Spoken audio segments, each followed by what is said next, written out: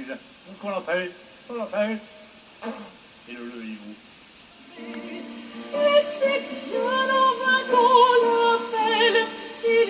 Pour moi, chanter clair et rond, ça signifie d'abord chanter naturel, chanter sur le texte. Ne fais pas hâte, c'est hâte-toi.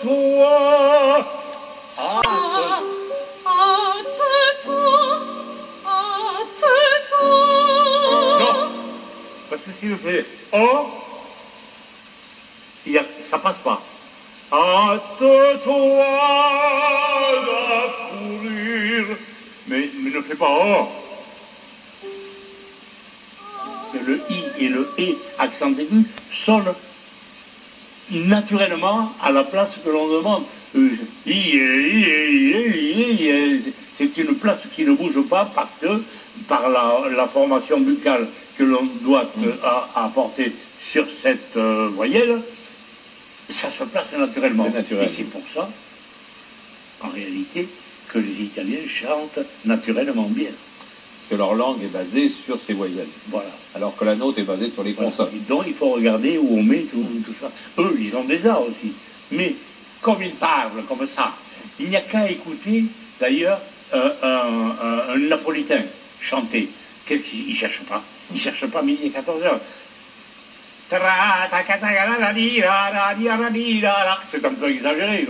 Quand on chante l'opéra, et si on veut être compris et passer un orchestre de 60 ou 80 musiciens, il faut bien passer par-dessus. Donc il faut une projection. Cette projection en italien, on l'a naturellement, parce qu'elle est comme ça. Ce sont tous des sons presque ouverts. Aperto, coperto, comme dicono. Voilà. Et il dit ça. Et vomitare il suono. Ce sont des expressions qui sont tout à fait formidables. Elles disent bien ce qu'elles veulent dire. Donc en français, on n'est pas porté là-dessus, étant donné que la langue ne s'y prête pas tout à fait. Un dernier grand monstre sacré.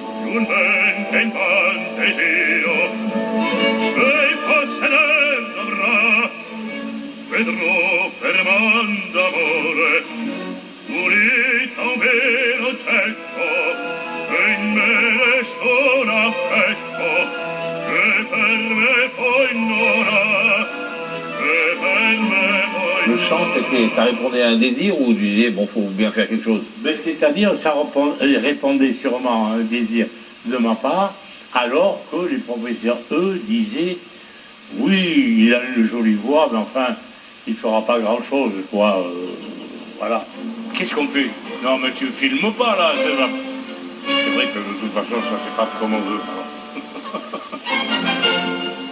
Je vous l'expose. Et sa presse le jette, comme sa propre fille, le brave homme l'aimerait. Bon, mais c'est ici. Maison du barbier Gély, l'ami de Molière.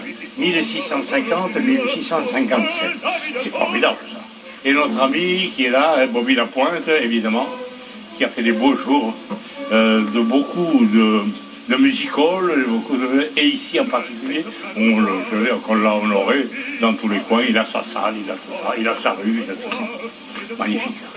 On ne pouvait pas faire autrement, en un seul mot, d'habiter ici pour monter ce que nous désirons monter, c'est-à-dire un esprit de troupe et de compagnie. Voilà. Autour de Molière, d'ailleurs. Là, mes enfants, je suis arrivé chez moi. Mais ce qui fut bien dire, c'est que les choses tournent, sans en oser rien dire, se grattaient tout le jour.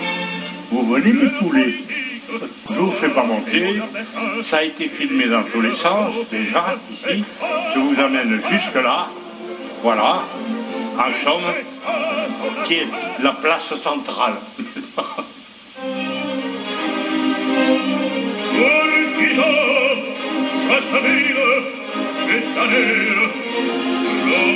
Vous êtes à l'opéra comique, vous chantez, donc voilà tous les rôles de baryton du répertoire.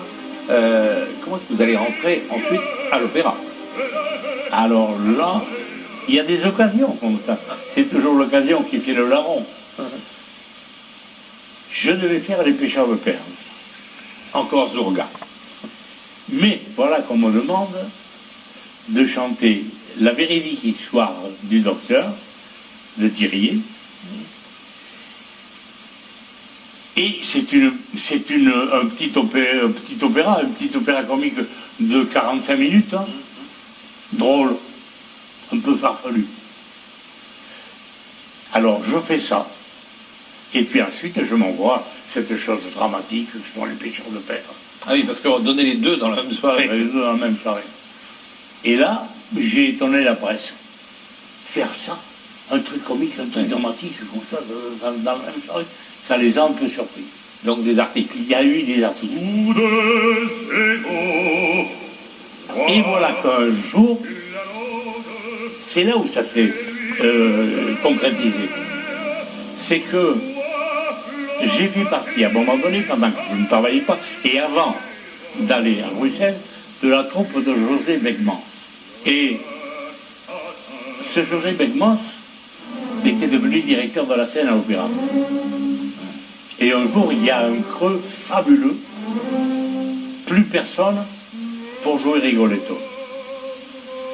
Et comme Rigoletto servait de bouche-trou à l'opéra, de bouche-trou, les décors étaient restés sur la scène, et chaque fois que quelque chose foirait, on prenait, c'est un détail, mais qui a son importance, on jouait Rigoletto.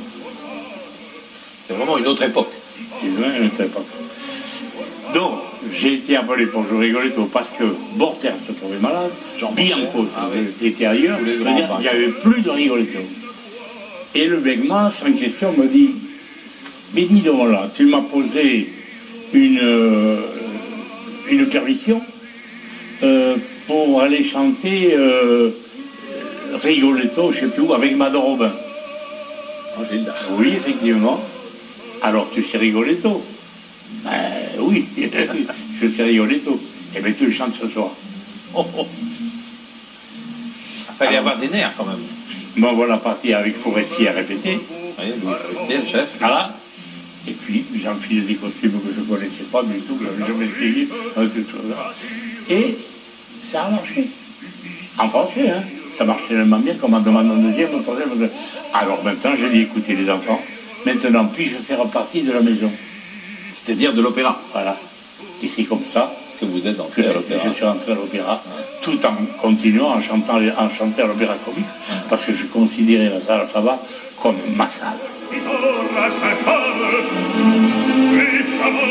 Vous êtes aussi un conte marquant, et là, entre autres, vous allez jouer ce conte dans la mise en scène d'un des grands metteurs en scène de notre époque, Giorgio Strehler, dans cette fameuse mise en scène des Noces de Figaro qui est devenue mythique. Il me disait, tu vois toi, tu n'as jamais fait ça, mais je sens que tu es capable de le faire. Tu vas rentrer à la chambre avec ta gibecière pleine et le fusil à la main, dans la chambre de la comtesse. Et tu vas fouiller partout comme ça, comme un ridicule. Un ridicule. Il paraît ridicule, bien sûr. Mais c'est dramatique. Et quand il va pour ouvrir la porte, le petit cabinet, sur les gens chérubins, il s'amène avec le marteau comme ça. Et la pince, Monseigneur. Ça. Au cinéma, quand je ne travaillais pas, entre les deux avant d'aller à la Monie, j'étais fourré tous les jours au cinéma pour voir le travail des acteurs en gros plan. Tout le travail de la physionomie. Essayer de faire passer ça, malgré tout, dans une grande salle, sans faire de gestes, parce que c'est ce qu'on m'a reproché beaucoup avant. Pendant que j'étais au conservatoire, on me reprochait ça, je gesticulais beaucoup. Et après, j'ai fait le gaz. Ouais, une économie. Voilà. Mais ça, c'est merveilleux. Et lui, il a travaillé dans ce sens. Il travaillait dans ce sens-là. Il était merveilleux. Chalet, il était merveilleux.